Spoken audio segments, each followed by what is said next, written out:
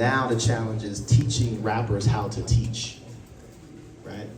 So that's the next like phase. You guys connected with everyone. You know, like how when you got an album, I got an album, you were told you had this da.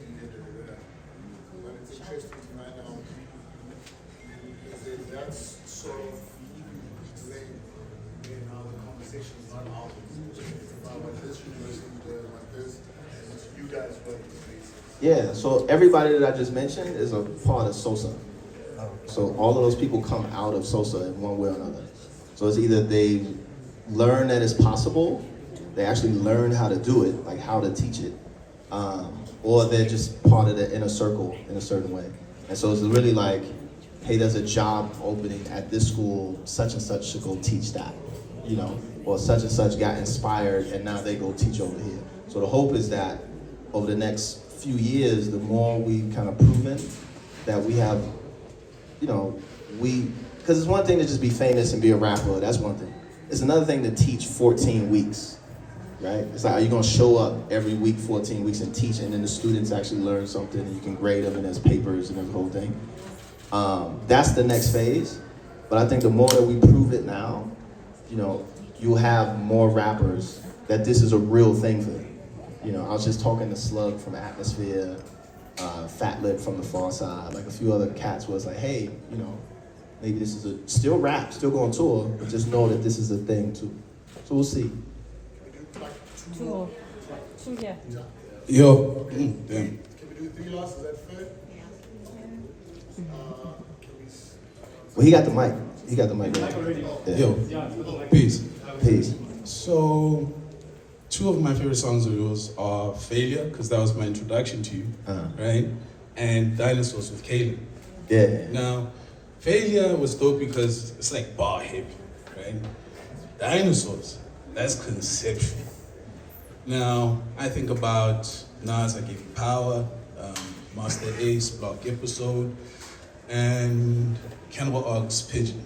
Those are like some of my most iconic concept tracks. It seems to be an art that's kind of fading away. You're known for doing a lot of concept tracks. Dinosaurs specifically, I just want to know, what did you smoke? What were you on? What is the process of thinking about rapping from the perspective of a dinosaur? Well, I wasn't rapping from the perspective of a dinosaur. Right? There were parts, but not really, right? That's another angle though. But it's that. It's like sometimes it's you learn how to do things very normally, like very basic, so you can know how to invert it, right? Like know how to do it differently. So you don't know how to do things differently if you don't know how to do things normally, right? So you kind of got to learn both. So it comes from like listening to I Gave You Power, listening to the concept records, the big ones. For me, it was like Mos Def, Mathematics, right? And so I was already writing records like that before I was even like Lupe Fiasco, right? So it's like, oh, there's this concept record where you take this one theme and you just run with that. So that's always been a part of my progress as a rapper, my learning art. But I don't smoke, I don't drink, I don't even mentally. But but I also don't have that many. I'm not trying to prove anything to anybody, and I'm not trying to fit in with anybody, right? So that might be the weed that you hear, right? It might be just like, I'm not trying to be like everybody else, right? So in that space, now you're doing all kinds of shit. But it becomes like, I don't have that many options left because I'm not doing what everybody else is doing. So now I have to do all this weird shit because I can't do any of that other normal shit. But I can do the normal stuff. So it's really just picking and choosing when to do it. Picking and choosing, like, has anybody done dinosaurs before? And that is enough, right? The record could have been whatever, right? But it was just the concept was enough to people like, oh, this is a song about dinosaurs. And that's enough for people like, oh shit, like I at least gotta check it out to make fun of it, right? And people were, like Joe Budden was making fun of it, right? but that was enough. Like that, it worked, right? So yeah, it's just picking and choosing when and where, what not to and what to. That's really it. You don't need weed to do that. Yeah. What's up, yo, Lupe? I'm Cabello, Frat Packer from the Sobering Podcast. You. So you've been stressing me for like this since. Big fan. I want to understand the purpose of some of your abandoned ideas or ideas that you closed. What purpose did they fulfill for you? Righteous Kung Fu, Japanese cartoon, and even First and 15th, the label, like with Gemstone, Sarah Lee, and one. So, like, what purpose did they serve in your life, and why did you choose to close those chapters? Well, First 15th is still running. Like, we still have a full studio in Chicago. We still have artists. We still have producers. So every album that you see is still First and 15th. My partner Chill, he just got out of prison, so he's home running all of the stuff now. So First 15th never stopped. It's like we went through a bunch of different artists, right? And even some of those artists are still out being artists, just not with First 15th. So First 15th is still around. Righteous Kung Fu was like my first fashion thing, dip into fashion. And it was more just like learning, and it was a collaborative too. It was like a bunch of artists, you know, like visual artists, kind of putting them together and then using me as a platform to kind of push out like products and stuff like that. But you know, it's when you're working with multiple people with different visions, you know, people have their vision, they want to do this, people want to do that. Especially with artists. Artists are very ADHD sometimes. Right? What was the second one? The Japanese cartoon? Japanese cartoon is never dead, right? It still exists to this day. We still perform. So we just performed one of the records at in Ocean in California. So that'll always be here, right? But certain things you don't need to keep like pursuing, you know, like actively. That don't mean that it's dead. It's just that I don't need to keep like putting it. Sometimes it's just do one really good thing, right? And that's enough, right? So for me, Japanese cartoon, even some of the fashion lines, it was, I'm just gonna make one thing. It's only built to make one thing. And once it makes that one thing, it's done, you know? And if I don't have a good idea to make anything else, then I'm not gonna make anything else until I get another good idea, and then I'll make another one. So that's kind of the creative process. It's not based on like commerce or like marketing, right? It's based on like really being like creative and having a really heavy filter for when it's not satisfactory, you don't do it. You only do it when it's right. Yeah. I think we're on the last one, right? Second last, just two more. Yeah. Just two more. Sure. Yes. Hi, Lupe. I'm Jamila from the Maiden Guardian, but also a huge fan. So Thank you. for being here. So I was wondering, I saw you back on Instagram Live these days. Yeah. I mean, it's hard to catch over here because it's usually like 2 a.m. or something. Oh yeah, it is But, like late. Okay. Yeah, so I didn't really see what exactly you're talking about, but I think there was one where you were going hard at like religious fundamentalists and Yeah. transphobia and like all of Yeah, that. yeah. So I was wondering, like, what prompted the decision to go back online now and to have those public conversations? Because Yeah. I know you did a lot of it during COVID. Yeah. But also, secondly, I guess, looking at the climate in the US or even worldwide, like the political climate, what do you think overall is the role of an artist in times like these, right? If there is one. Some artists shouldn't say shit, right? Because they do not know what they're talking about. And not just music artists, like journalist artists, you know, or political artists, you know, or what have you. But I think like the world is in crisis right now, right? Because America is in crisis. America is really in crisis. And the far right and like Christian nationalism is a problem for the world. And some of the things that they talk about is not just like, here's my freedom of a speech opinion about a thing, which is just for me and the people who choose to identify with the things that I practice. Now it's like, here's my opinion that should be law. Like it should be a law, and there should be a day federally enacted to celebrate this thing. It's like, and everybody has to celebrate it. And everybody has to participate in it. Everybody has to believe in it. And everybody has to bow down to it.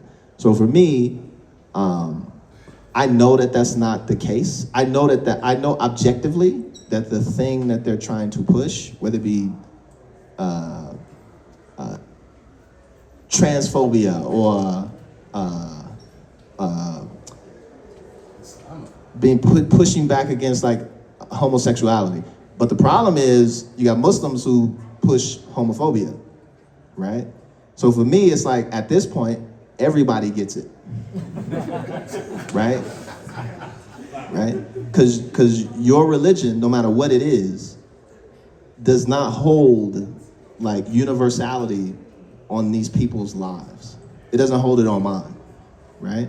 So me as an artist with a platform who actually knows kind of the subject matter to a degree, for me, my responsibility is to every time they do something silly, I do something silly. So you'll see, how come you're not talking about it? It's like when something silly happens, then I'll do something. And so I'll go to the news, I'll see something silly, and then I'll go do something. And then they'll do something, then I'll do something. You can't really connect it other than me telling you right now that that's what I'm doing. So whenever you see me post, it's because something in America, somebody did some silly shit or said something crazy. So it's like, okay, somebody needs to say something, to combat that. So during COVID, it was during COVID, it was for vaccinations and stuff like that. So at the end of the day, it's just to create counterpoints and rebuttals so these things can't freely happen. Because I really believe that in a few years, like America will be at war with itself. And I don't want that to happen. So if there's something that I can say or speak to or get somebody to change their mind or be hesitant about a thing, then I'm gonna say it, And then when it's all over, I'll leave Instagram again. Cool, so there's one more, yeah? Yeah. Okay. Thank you. Hi.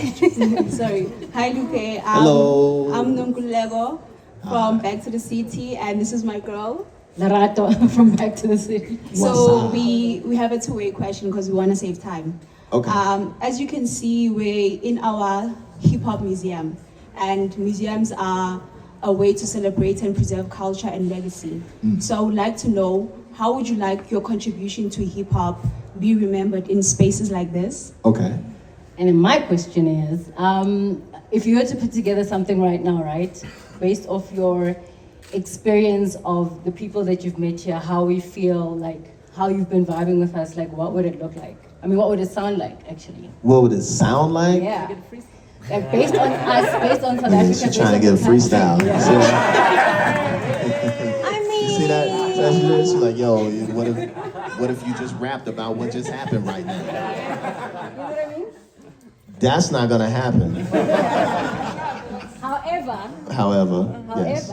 like I'm saying, what would it, I'm not asking you to rap, but I want to know, like, what has been your experience of us as a people, as a country? Like, what would that, Right. you know what I mean? Like, energy-wise, like, feel-wise, like, Yeah. even based off this room alone, like. Yeah, I mean, what it's stood out? I hear you. Yeah. The first question was, how would I want to be remembered, right? Yes. In spaces like this. Yes. I mean,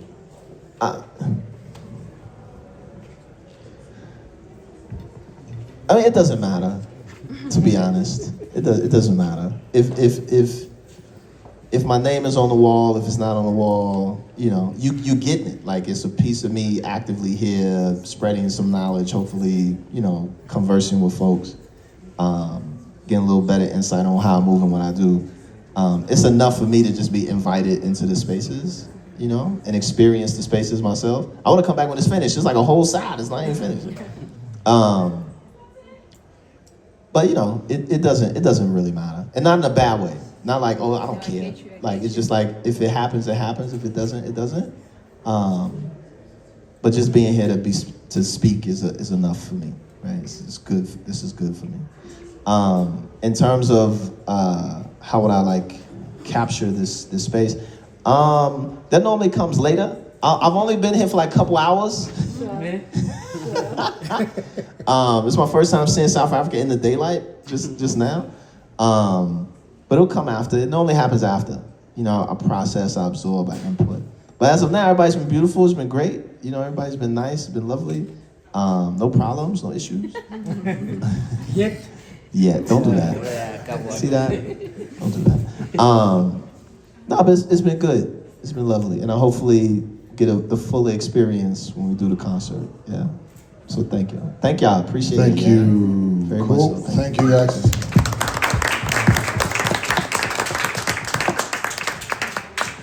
Much appreciated. Thank you once again, guys. Hope to see you guys tomorrow. We're going to rock out. It's going to be fun. Hold me.